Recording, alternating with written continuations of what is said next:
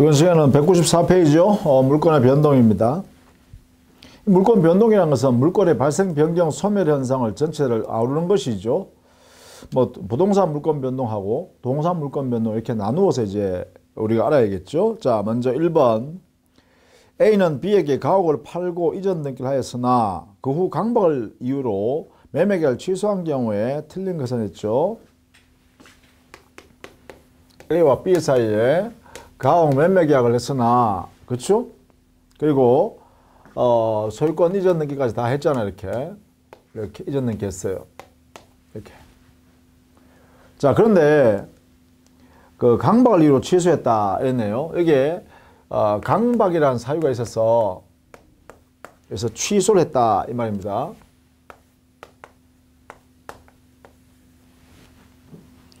자, 이런 경우 1번 A는 B에 대하여 등기 말소를 청구할 수 있다 했죠. 자, 취소 효과. 매매 계약을 취소한 경우에는 자, 우리는 이렇게 정리했죠. 첫 번째, 물권은 당연히 복귀된다. 이게 판례 태도에 근거한 해설입니다. 유인성설에 근거했어요. 그러면 소유권 여기 없고 소유권 여기 와 있다. 그럼 등기는 여기 있죠. 그럼 이 등기는 무효인 등기가 되겠죠. 소유권이 없는 상태의 등기니까 무효 등기로서 남아있을 거예요. 자, 그 다음 두 번째. 이 당연 복귀라는 의미는 민법 187조 등기를 요하지 않는다. 이 등기 말소하지 않아도 물권 변동이 났죠. 또는 이전 등기 하지 않아도 소유권은 움직였죠. 그래서 187조가 적용된다. 이렇게 되겠죠. 이 말은 곧 등기가 필요 없다 이 말입니다. 취소할 경우에는 등기 없이도 움직인다. 그 다음 이때 매도인이 매수인한테 등기 말소 청구하게 되죠. 말소 등기를 청구하게 되는데 이 청구의 성질은 바로 소유권에 의한 물권적 청구권의 성질이다. 이렇게 했죠. 자, 이렇게 적용된다 그랬습니다. 이게 유인성에 근거했을 때, 즉 판례 유인성에 근거했을 때 이런 결론을 내려요. 따라서 1번 옳은 지문이죠. 2번 B는 A에게 등기를 회복하기 전에 사정을 알고 있는 C에게 그 가옥을 팔고 이전 등기를 하였다. 이때 판례에 견해하면 A는 C에 대해 가옥 반환을 청구할 수 있다 했는데 여기에요. 만약에 이런 상태에 있는데 이런 얘기예요. 이런 상태에 있는데 이 등기, 무효인 등기를 보고 C라는 사람이 이 취소했다는 사실을 알면서 해서 그러니까 악이죠. 그래서 매매를 통해서 알면서 매매를 통해서 소유권 이전해 왔다라고 하면 이 사람은 우리 민법 강박에 의한 취소 민법 110조가 적용되죠. 거기에는 이 110조 취소는 선의의 제3자 대항할 수 있죠. 대항할 수 없죠. 선의의 제3자 대항할 수 없는 상대적 취소예요. 상대적 취소니까 여기에 악의의 제3자죠. 이렇게. 그렇다면 이 사람의 소유권을 부정해 버릴 수 있고 여기에 있는 A는 이렇게 등기의 말소를 청구할 수 있겠죠. 말소 등기 청구권이 인정된다. 그래서 이 사람 소유권 인정하지 않습니다. 그렇죠? 자, 따라서 2번도 옳은 이야기죠. 3번 이의 경우에 물권행위 자체에 취소 원인이 없는 한 B에게 부당이득 반환 청구를 할 수 있을 뿐 C에게 가옥의 반환을 청구할 수 없다는 견해도 있다. 요게 3번 요것은 무인성설의 이야기입니다. 독자성의 무인성설에 의하면 매매계약만 취소된 것이지 소유권 양도 A가 B한테 소유권 넘겨주는 행위는 취소가 안 됐다. 그러면 소유권 양도 행위와 등기가 존재하니까 유효한 소유권을 B가 가지고 있으니까 A는 B한테 매매는 없는 상태에서 취소했으니까 매매는 취소했으니까 매매도 없이 B가 네가 소유권 가져갔으니 원인 없는 소유권 등기다. 그러니까 A는 B한테요 부당이득 반환해라 이렇게 된다는 것이죠. 그래서 3번은 옳은 질문이 됩니다. 뭐에 근거해서? 무인성에 근거해서.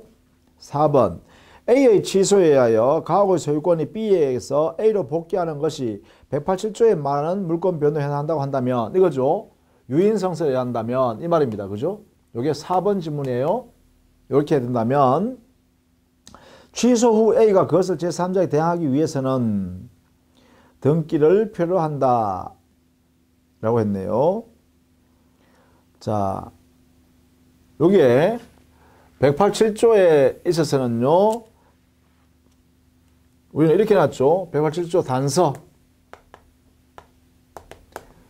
취득한 그 물건을 처분하기 위해서요. 이것을 처분하려면 등기하여야 한다. 이렇게 돼 있죠. 우리 단서 규정이에요. 이렇게 돼 있어요. 그러니까 무효가 되는 것이 아니라 처분하려거든 등기하고 처분해라. 이렇게 돼 있다 뿐이에요. 의미가요. 자, 그래서 4번이 틀린 내용이 되겠죠. 4번. 자, 5번. A가 취소하기 전에 B가 그 가옥을 C에게 팔고 이 이전 등기한 후에 A는 원칙적으로 C의 등기 마수를 청구할 수 없다. 이 말은 뭐냐? 여기에 악이라고 확정되어 있지 않으면 우리 민법에 판례는요, 선의로 추정하죠. 선의로 추정해버리면 어떻게 되죠? C는 소유권을 취득한 걸로 인정하죠. 이렇게. 그렇죠? 이게 원칙이죠. 이게 판례 태도이기도 하고요. 추정하니까. 따라서 5번은 옳은 질문이 되겠죠. 자, 그 다음에 2번. 물권 변동의 형식주의. 자, 형식주의란 것은요, 이것은 등기라는 형식, 점유 이전인 인도라는 형식, 이것을 해야 물권 변동이 인정된다. 이렇게 보는 거죠. 이 형식을 갖추었을 때 물권 변동이 일어난다. 이런 제도예요. 즉, 등기나 인도라는 것이 형식주의, 다른 말로는 물권 변동이 성립하기 위해서 필요한 요건으로서의 역할이다 해서 성립요건주의라고도 하죠. 자, 우리 민법은 법률 행위에 의한 부동산 물권 변동 또는 동산 물권 변동,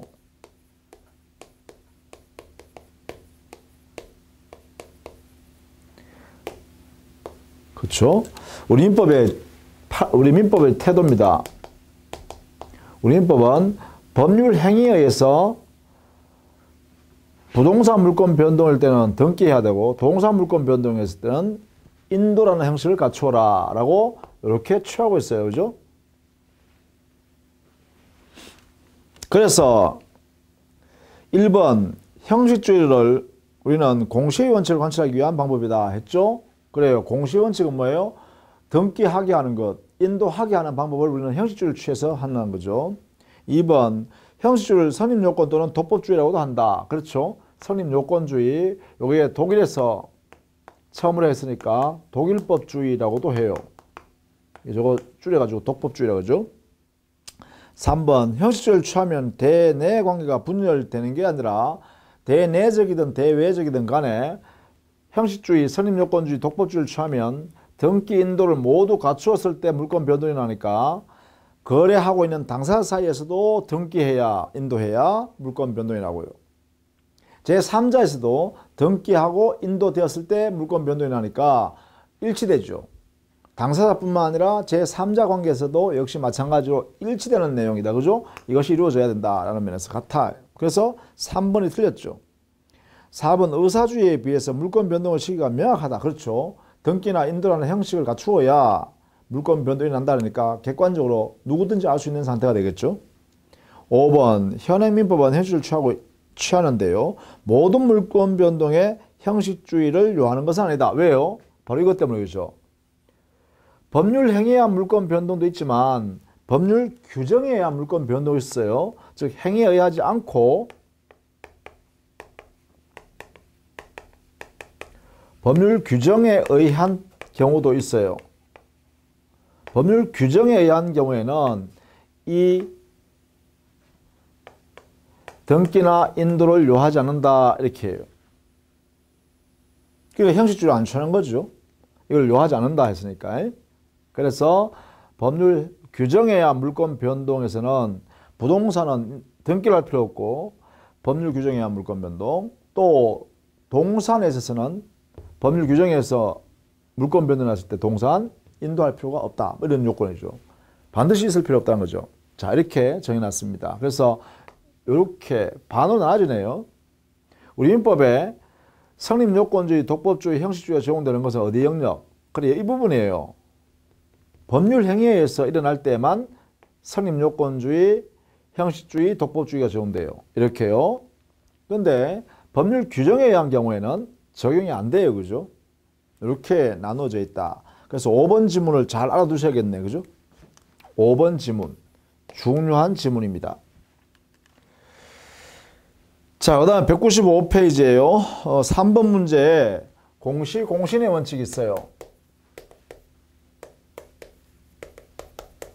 이 두 개는 불가분의 관계입니다. 이게. 자, 먼저 옳지 않은 거 찾는데 볼까요? 보면서 정리하죠. 1번 물권 변동에 관하여 공시의 원칙이 관철되어 있으며, 자, 공시의 원칙에는 뭐예요? 등기나 인도를 하여야 한다는 원칙이에요. 여기는 공시는 부동산에서 등기, 동산 인도, 뭐 점유죠, 점유. 이것을 갖추어야 한다는 원칙이에요. 이렇게. 그런 면에서는 이것은 우리 부동산이든 동산이든 모두 다 적용되죠. 근데 공신의 원칙은요, 이거는 점유의 공신력만 인정해요. 등기의 공신력은 인정하지 않아요.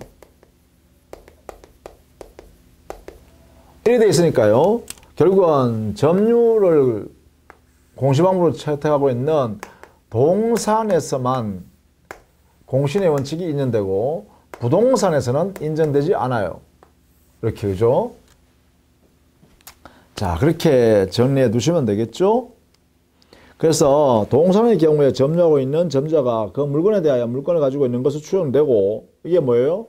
이게 바로 점유의 추정력, 그렇죠? 점유의 공신력이 인정되니까 추정력이 있다는 거죠. 부동산의 경우에 등기되어 있으면 부동산 물건이 존재하는 것을 추정된 점이 원칙이다. 이거는 등기의 추정력이라고 하죠. 그러니까 추정력은 인정하지만 공신력은 없다는 걸 조심해야 돼요. 이거요. 자, 이게 의미를 잘 이해해 두십시오. 1번에 점유의 추정력도 인정되고, 추정은 인정돼요. 그 다음에 등기의 추정력도 인정돼요. 모두 인정해요. 그래서 이 부분은 인정해요. 그러나 공신력 부분에 있어서는 점유에는 공신력이 인정되지만 등기에는 공신력이 인정되지 않는다는 것을 꼭 알아두셔야 돼요. 헷갈리지 하려고 이제 문제를 이렇게 내는 거죠. 자, 2번. 어느 누구도 자기가 가지는 이상의 권리를 타인에게 줄 수 없다. 라는 것은 이게 로마법상 원리입니다. 이게.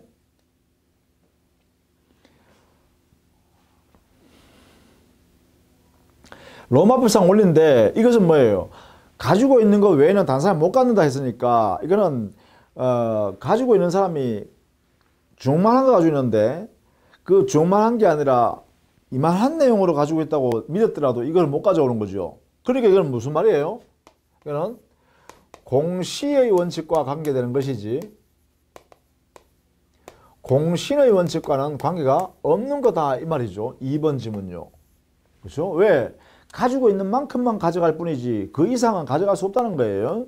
그런 의미에서 그렇습니다. 그래서 2번이 틀린 문제다. 그죠? 로마법상의 공신의 원칙을 나타내는 것이다. 아니라 로마법상의 공시의 원칙을 인정한 것이죠. 공신의 원칙이 아니라. 자, 그런 면에서 2번 틀렸습니다. 3번. 부동산 물권의 등기, 채권 양도의 통지, 광호권의 등록, 동산의 현신도, 또 인지에서의 신고 등 이런 것 전부 다 공시의 원칙이죠. 권리관계가, 권리 변동 관계가 일정한 방식에 따라서 공공연하게 보여주는 그러한 원칙이란 거죠. 4번 공신의 원칙을 인정하게 되면 거래 안정과 신속을 꾀할 수 있어 양수인을 보호하는 반면에 진정한 권리자가 그 권리를 상실한 결과가 나타난다. 그 대표적인 게요.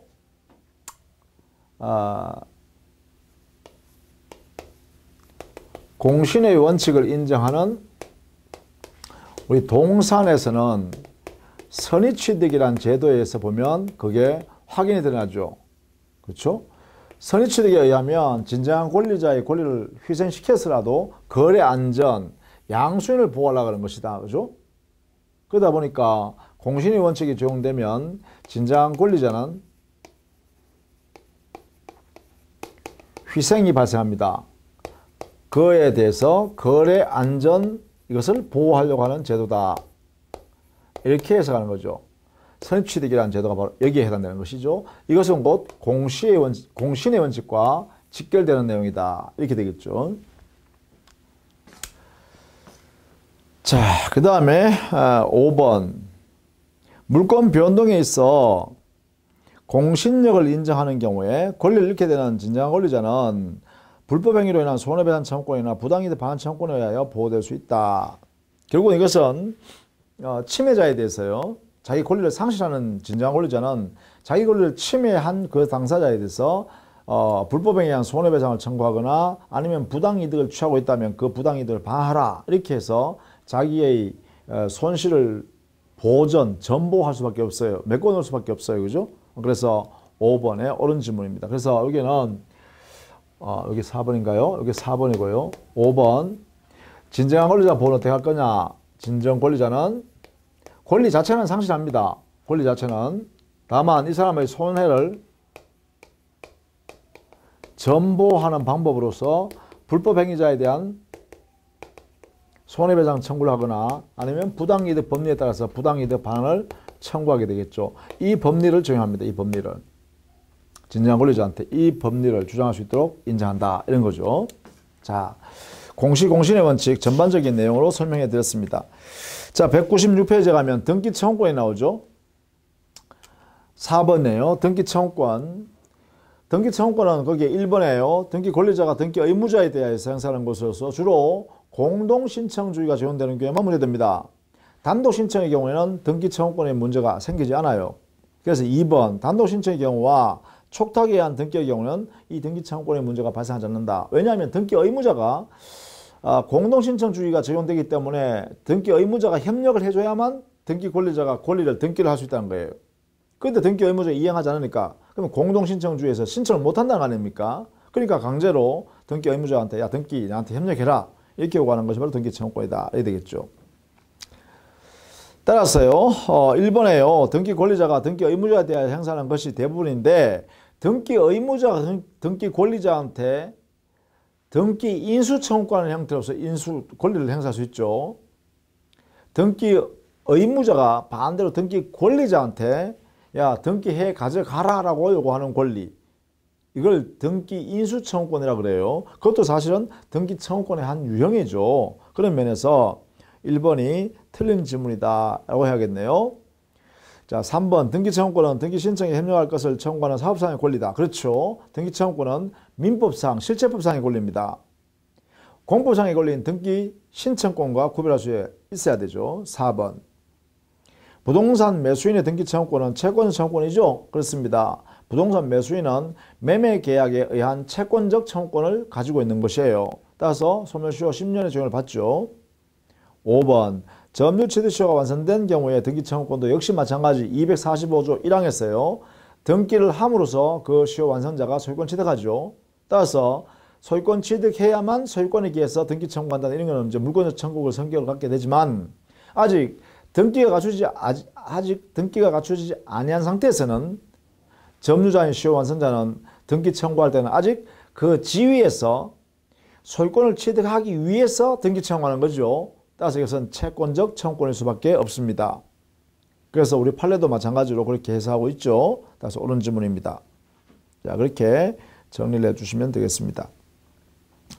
자, 6번 문제 한번 볼까요? 6번 물권 변동에 관한 설명을 옳은 것은 했어요. 자, 1번 건물을 신축한 자는 등기를 하여야 소유권을 취득한다. 그런데요, 건물 신축한 사람은요, 거래행위라는 법률행위를 통해서 거래행위를 통해서 소유권 취득하는 게 아니죠. 즉 법률행위를 통해서 소유권 취득하는 것이 아니기 때문에 이것은 법률행위에 의하지 아니한 소유권 취득 이렇게 해야 되죠. 그러면 186조가 아니라 187조가 적용돼야 되는 거예요. 자, 우리 6번 문제에서는요.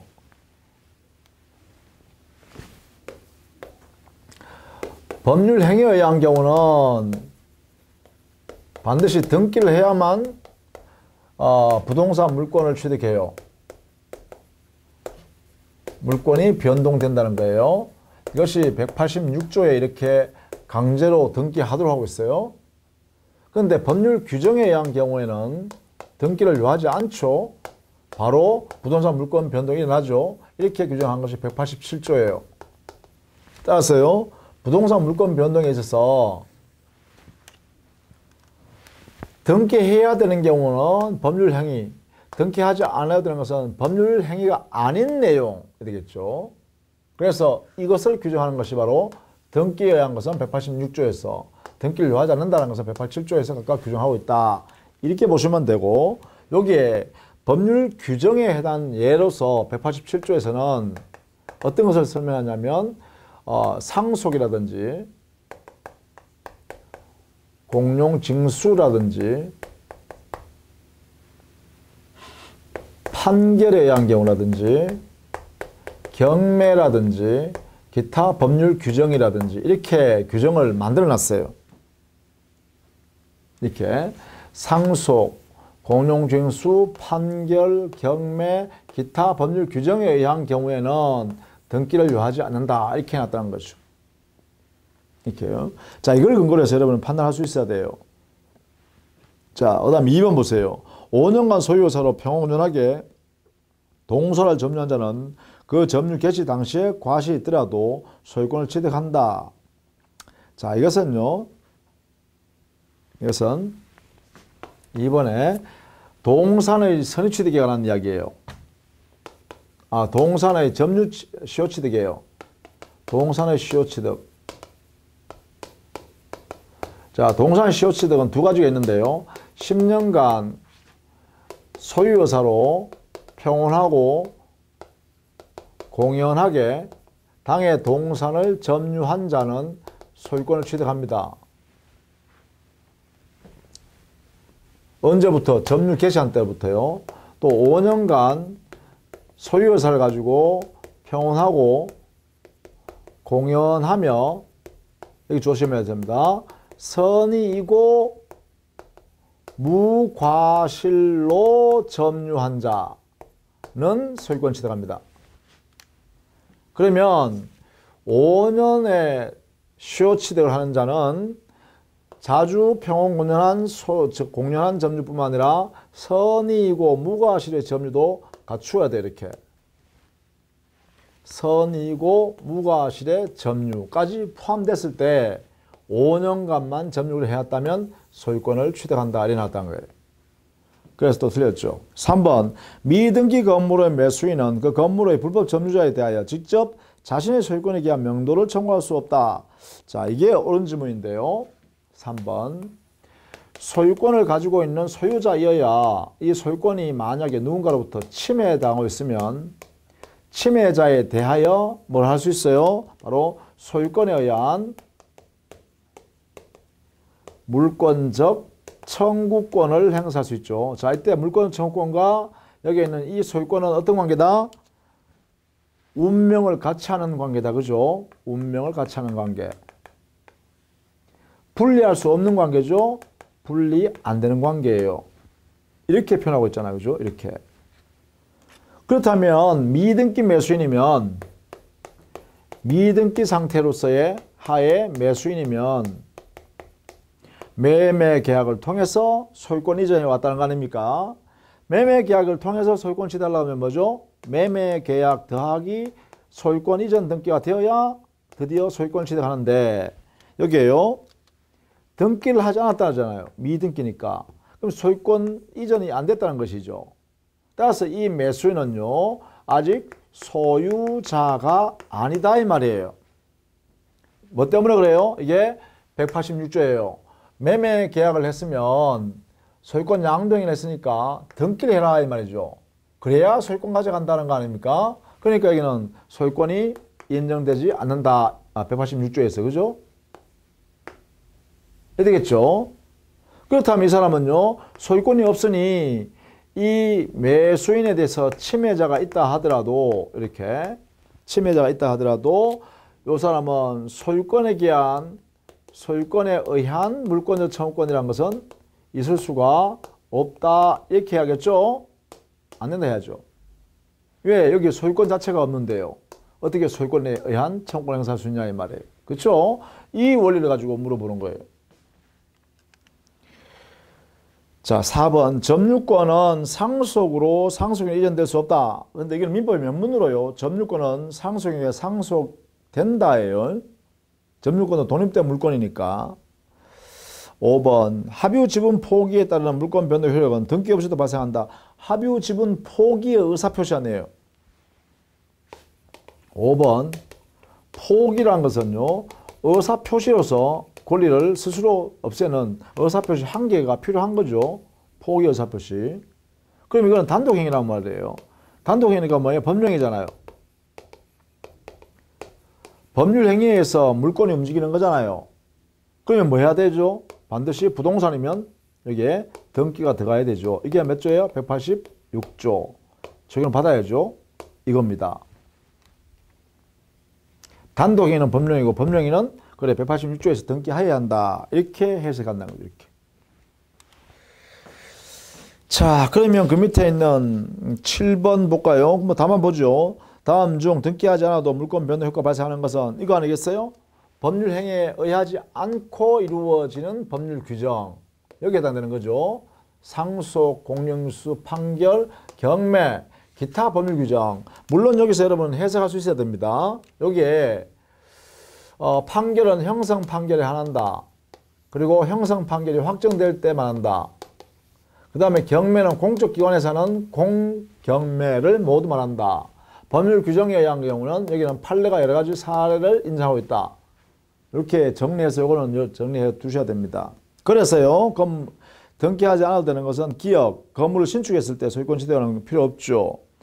그 다음에 니은의 근저당 설정하는 것은 등기해야 되죠. 왜요? 근저당 설정 계약을 통해서 하는 거잖아요. 이거 점유취득쇼, 이건 등기해야 되죠. 점유취득쇼는 245조 1항에서 등기하여야 소유권 취득한다 했으니까요.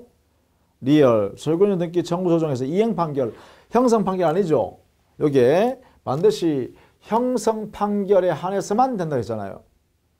등기해야 되죠. 이행 판결은. 미엄, 피담보 채권을 소멸로 저당권 소멸하는 것. 이것은요, 피담보 채권 소멸하면 저당권은요, 부종성 때문에 당연히 소멸합니다. 따라서 당연히 소멸해버렸지, 저당은 등기 말소하지 않아도 소멸했다. 이런 뜻이죠. 자, 정리를 해 두셔야겠습니다. 자, 그럼 나머지는 여러분 좀 풀어보셔야겠네요. 거기에 8번, 9번, 10번 다 같은 겁니다. 그렇죠? 등기해야 되냐, 등기하지 않아도 되냐 이거잖아요. 등기해야 된다 하면 거래행위했네? 거래행위했으니까 등기해야지. 이렇게 가면 되고요. 이거는 거래행위가 아니네? 당사자 거래행위 아닌 이런 사정이네? 그러면 등기 안 해도 돼. 이래 되겠죠. 그죠? 자, 이런 내용이다 라는 것입니다. 8번에 보시면 8번 분묘기지권 취득은 우리 분묘기지권은요, 우리 판례가 관습법상 인정되는 지상권 유사의 물권이다라고 하면서 여기는 등기로 나타내는 게 아니라 봉분으로 나타내죠. 봉분. 따라서 등기 필요 없습니다.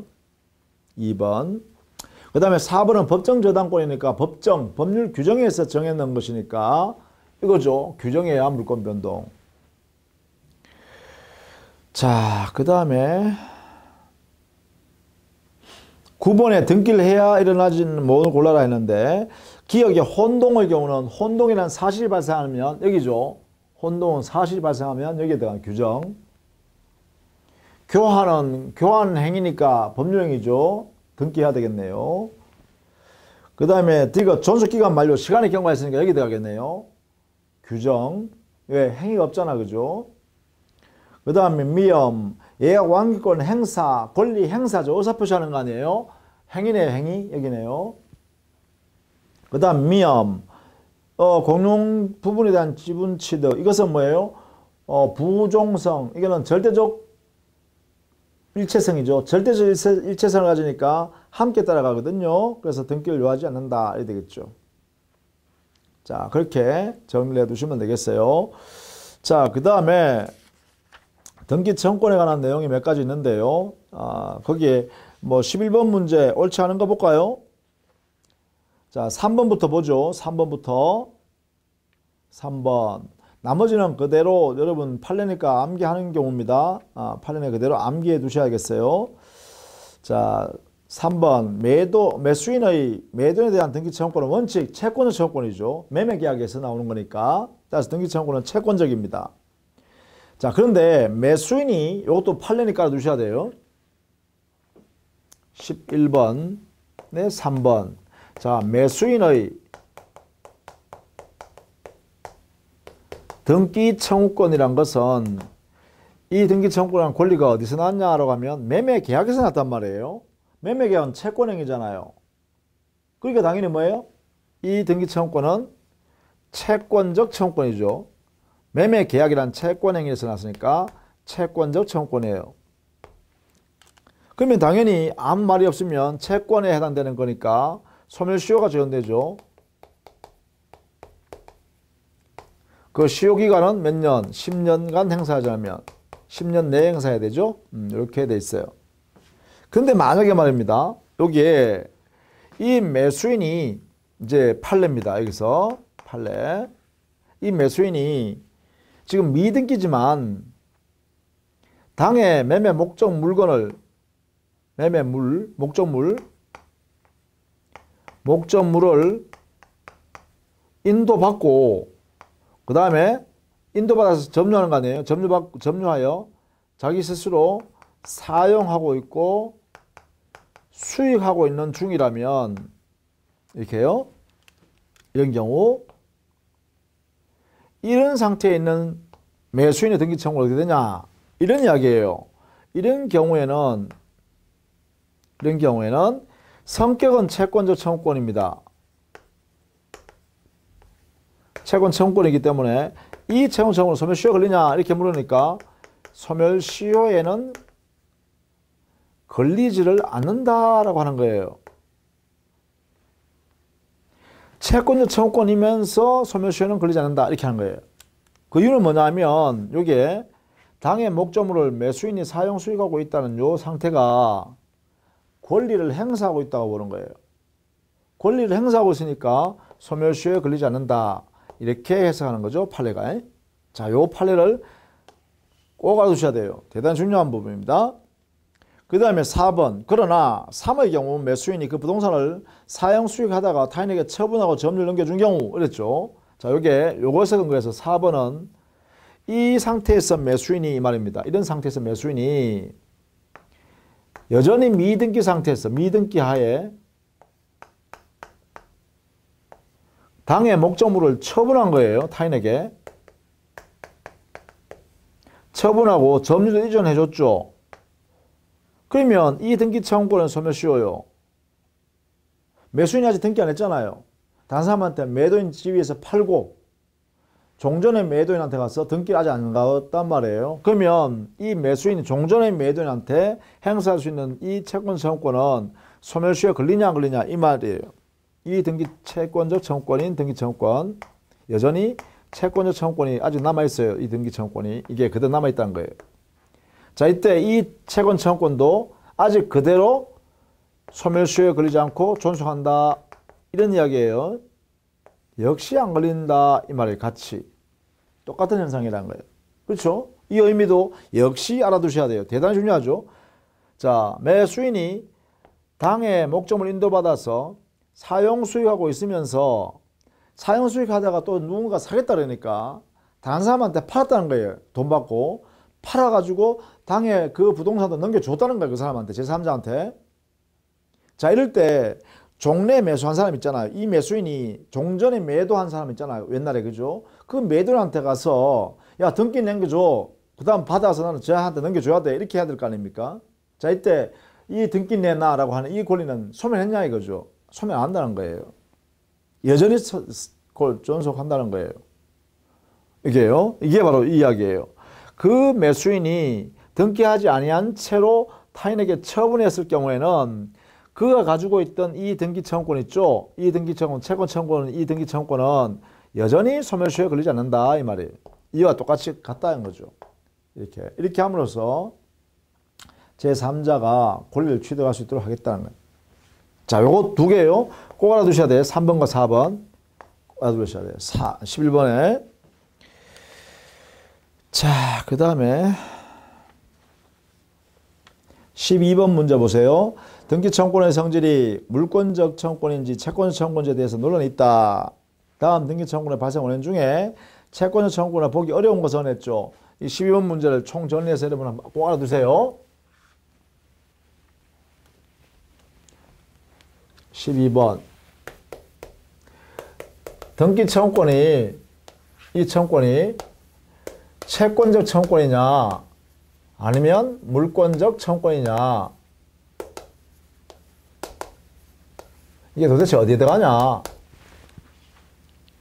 자, 물권적 청구권을 하려면 반드시 이 등기 청구를 청구하는 자가 청구자에게 물권이 존재해야 합니다. 존재하면 이렇게 된다는 거예요. 물권적이라고 해요. 물권이 존재하면. 그러면 물권이 존재하지 않으면 전부 뭐예요? 채권적 청구권이에요. 그러니까 매수인의 등기청구권, 또 환매권에 의한 등기청구권, 예약 완결권에 의한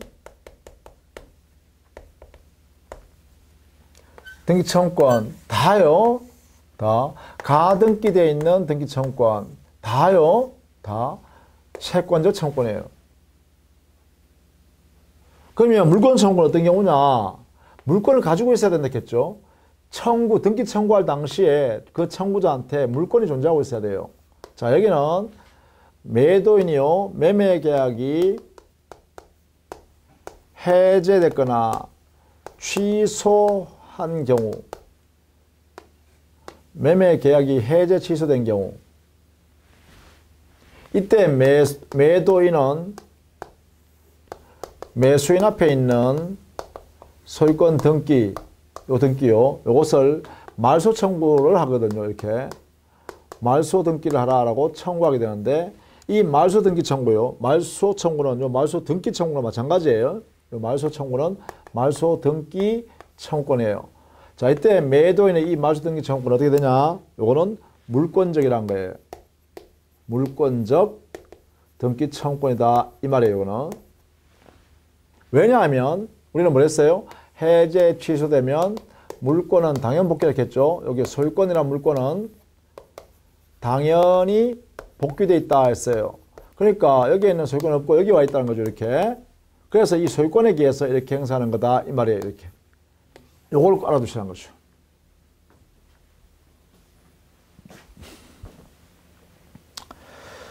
자, 그 다음에 거기에 3번에요. 실체관계에 부합하지 않는 등기의 말소를 청구하는 경우. 이게 바로 이거 아닙니까? 얘 소유권 없는데, 매수인이 소유권 없는데 소유권 등기를 가지고 있으니까 실체관계에 부합하지 않죠. 소유권은 여기 있는데 왜 네가 가지고 있냐 이 말이죠. 그러니까 이게 매도인이 내가 소유권자지 니는 소유권 없으니까 등기 말소에 이렇게 하는 이 말소 청구가 뭐라고요? 물권적 청구권이란 거예요. 그게 바로 3번 동그라미예요. 실체관계에 부합하지 않는 등기 말소를 청구하는 경우. 이게 바로 여기 해당된다. 이렇게 보시면 돼요. 나머지는요. 1번, 2번, 4번, 5번 전부 다 뭐예요? 채권적 청구권이다 이 말입니다. 자, 그 다음에 13번도 마찬가지죠. 여기 13번도 거기에 1번 매수인의 매도에 대한 등기 청구는 채권적이잖아요. 2번 청구권 보존을 위한 가등기에 대한 본등기 청구권 역시 채권적 청구권이잖아요. 그런데 3번에 매매 계약이 취소되어서 매도인이 매수인에 대한 등기 청구권 이거 아니에요. 그죠? 매매 계약이 취소되어서 매도인이 매수인한테 야 등기가 말소해라고 청구하는 이 등기 청구권은 뭐라고요? 소유권에 의한 물권적 청구권이라는 거죠. 이렇게요. 실체관계에 부합하기 위해서 하는 거니까. 그래서 요 매도인의 등기 청구권은 물권적이다 이 말입니다. 자, 이렇게 정리해 두시면 되겠죠. 나머지는 여러분 그대로 한번 봐두시면 되겠습니다. 자, 그 다음에 16번도 한번 볼까요? 등기에 관한 판례 태도 일치하지 않는 것. 이것도 한번 보시죠. 16번.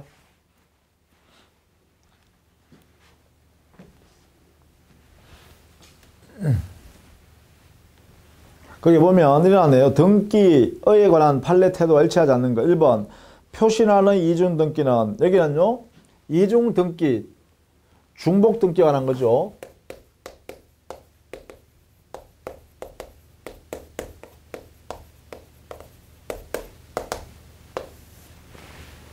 자, 여기는 원칙적으로 1번 표시란의 경우는요, 표시란에서는요, 실제와 일치되는 것, 일치된 등기가 유효해요. 실제와 일치된 등기, 즉 실제 현황과 일치되는 등기가 유효한 등기다 이렇게 되는 거예요. 표시란 등기는. 그런데 소유권 보존 등기는요, 보존 등기는 원칙이 먼저 된 선 보존 등기가 유효해요. 다만 예외적으로요, 선 보존 등기가 원인 무효라면, 원인 무효 등기라면 이때는 후 보존 등기가 유효한 등기가 되겠죠. 왜? 앞에 게 원인 무효인 등기니까. 그죠? 원인 무효인 등기니까. 이렇게 해석하면 돼요. 그 다음에 2번에 그게 뭐냐면, 표시란의 보존 등기가 실제와 현금 간 차이가 있어서 실제 관계에 부합할 수 없다라고 하면 이때는 경정 등기 하면 안 되죠. 아예 새로 해야 되죠. 새로. 그러니까 경정 등기라는 것은요, 여기에 3번, 3번 해볼까요? 아니구나. 여기 안 되겠네. 1번, 2번.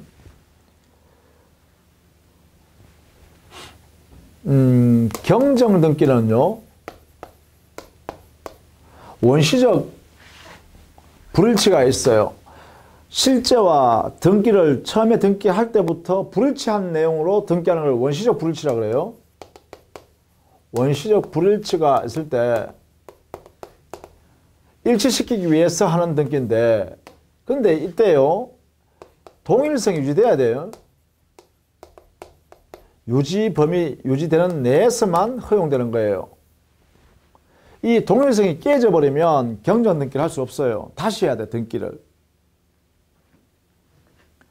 자, 그 다음에 3번 무효인 등기임을 모르고 거래했을지라도 이를 기초로 하여 경과된 등기는 무효이다. 이게 무슨 말이냐? 등기에 공신력이 없기 때문이죠. 등기의 공신력 이 자체가 없다. 그래서 아무리 등기를 신뢰했더라도, 무효인 등기를 신뢰했더라도 보호되지 않는다. 그죠? 공신력이 없으니까 공신의 원칙이 없다겠죠. 부동산 인정하지 않는다겠죠. 권리 인정하지 않습니다. 4번 동일인 명의의 이중 보존 등기는 실체관계 부합 여부를 가릴 것 없이 먼저 헤어진 등기만 유효하다. 이거죠. 원칙 선 보존 등기 유효다. 4번 이중 소유권 보존 등기가 동일인 명의가 아닌 경우에 실체관계 부합하는 등기만 유효하다. 아니죠. 선 보존 등기가 대원칙으로 유효다. 그렇죠? 다만 선 보존 등기 자체가 원인 무효라면 할 수 없이 후 보존 등기 유효다. 이렇게 할 수 있겠죠. 자, 이렇게 정리를 해 두셔야겠습니다. 자, 그 다음에 18번 문제 해볼까요? 등기의 효력 요건, 등기의 유효 요건, 다 효력 요건과 유효 요건은 같은 말이에요. 등기의 효력 요건, 유효 요건. 등기가 유효되기 위해서는 형식적 요건으로서 등기부에 따라서, 등기법에 따라서 등기가 만들어져야 합니다. 등기가 존재하죠. 그 다음 두 번째는요, 실질적으로요. 실질적 요건으로서는 뭐냐? 당사자 의도인 당사자가 거래 행위와 일치된 내용으로 등기가 돼야 되겠죠. 그죠? 등기의 내용이 당사자가 거래한 내용과 일치되도록 해야 돼요. 다만 여기에 일치의 정도는 실체관계에 부합하는 정도면 된다라는 것이 판례죠. 부합 정도로서의 일치. 그러면 유효다라는 게 판례예요. 이렇게. 자, 그러면 1번 옳지 않는 것이었죠. 등기 신청이 있었다 할지라도 어떠한 사정으로 등기부에 기재되지 않으면 그러면 등기 자체가 없죠. 이게 없으면 등기가 유효할 수 없죠. 그래서 이때는 문제 발생하지 않습니다. 옳은 질문이다. 2번 등기가 불법 말소된 경우에 그 말소 등기는 실체관계와 부합하지 않는 등기로서 무효이고 등기가 말소되었다 하더라도 그 물권을 소멸하는 것은 아니다. 이거 좀 알아두셔야겠는데 여기에 등기의 존재, 요 의미 있죠? 요 등기가 존재해야 된다는 의미는 이것은 부동산 물권의 효력이 발생하기 위한 효력 요건이에요. 효력 발생 요건이에요. 발생 요건. 요건이다. 발생한 물건이 존속하기 위한 요건은 아니다예요. 아니다. 요건 이다고요. 존속 요건은 아니다는 거예요. 즉 등기가 존속하고 있어야 등기가 존재를 계속하고 있어야 물건이 존속하는 것은 아니에요. 여기에 존재의 의미는 효력이 발생하기 위해서 존재해야 된다는 의미라는 거죠. 그러면 소유권 취득할 때 소유권 이전 등기하면 등기 이전하면 이때 뭐예요? 소유권을 취득하죠. 취득한 이 사람은요.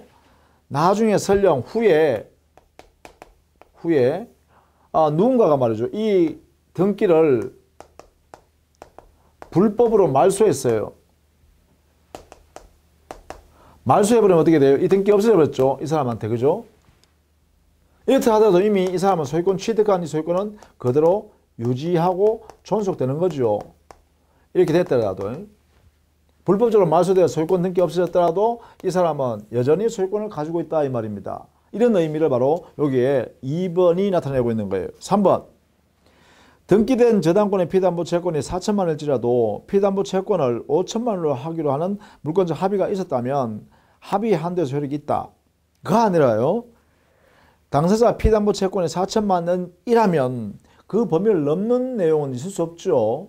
당사자 의도가 4천만 원이다라고 했으니까 아무리 소유권 저당권 설정 계약을 약속을 우리가 5천만 원으로 하기로 하자는 이런 물권적 합의에 따라도 이건 당사자의 실질적 합의와 일치되지 않기 때문에 효력이 일치하지 않는다 그죠.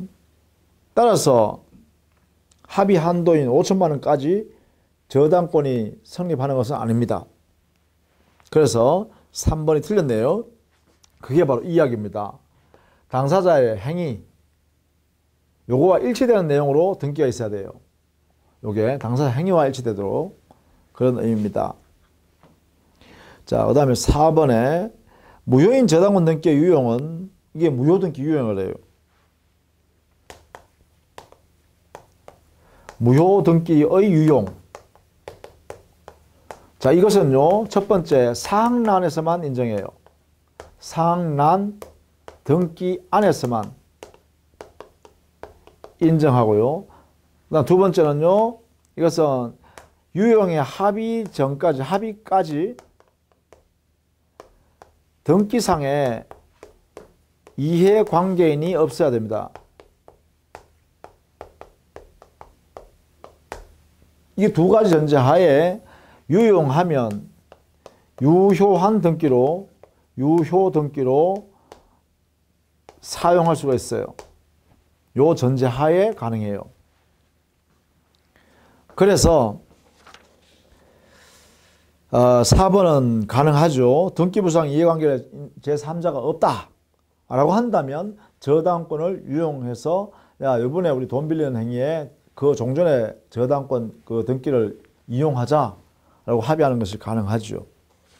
5번에 멸실된 건물의 보존 등기를 멸실 후에 신축한 건물의 보존 등기로 유용하는 것은 허용되지 않는다. 이건 바로 이겁니다. 요 제한 때문에 그래요.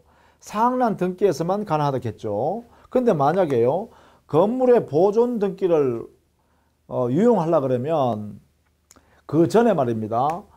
표시란 등기부터 표시란 등기, 표지에 보이는 표시란 등기의 유용을 통해서만 보존 등기 유용이 가능해요. 그런데 이 표시란 등기 유용은 안 되거든요. 그러니까 멸실된 건물의 보존 등기를 신축한 건물의 보존 등기로 유용할 수가 없어요. 왜냐하면 그 보존 등기 유용을 하기 위해서는 그 전제가 바로 이게 있어야 돼요. 표시란 등기를 유용해야 보존 등기 유용이 가능하다 이 말이에요. 그런데 표시란 등기 유용은 허용이 안 된다는 거예요. 무효 등기 유용이. 그러니까 멸실된 건물의 보존 등기를 신축된 건물의 보존 등기로 활용하는, 즉 유용하는 하기는 합의는 효력이 없다는 것이죠. 인정할 수 없다는 것이죠. 그렇게 정리를 해 두시면 되겠습니다. 자, 18번 문제도 중요하니까요. 요 내용대로 정리를 좀 해 두셔야겠네요. 그죠? 하나하나 정리를 좀 해 두시기 바랍니다. 그 다음에 19번요. 19번에 보시면 등기에 관한 설명을 옳은 것은 했어요. 자, 1번에 등기를 공동으로 신청하는 경우에 등기 의무자의 인감 증명을 요구하고 있어요. 등기 권리자한테는 요구하지 않습니다. 2번 보존 등기 명인이 동일한 경우가 아니라면 실체상에 부합 따지지 않고 선등기 유효, 후등기 무효가 되죠. 원칙이요. 3번 후등기가 무효되면 이에 기초하여 견우된 다른 등기도 전부 무효인 등기가 되죠. 그래서 옳은 지문이네요. 3번 그죠? 4번 구국토이용관리법, 지금 현재는요 국토의 계획 및 이용에 관한 법률이라 그래요. 여기에 토지거래 허가구역 안에서의 중간시장 등기의 합의 무효, 중간시장 등기가 이루어진 것도 그 등기도 무효. 그래서 4번은 틀렸죠. 5번 부동산 등기 특별조치법, 이거는 뭐라 했어요? 이 안에는 전매 금지 규정도 만들어 놨고요.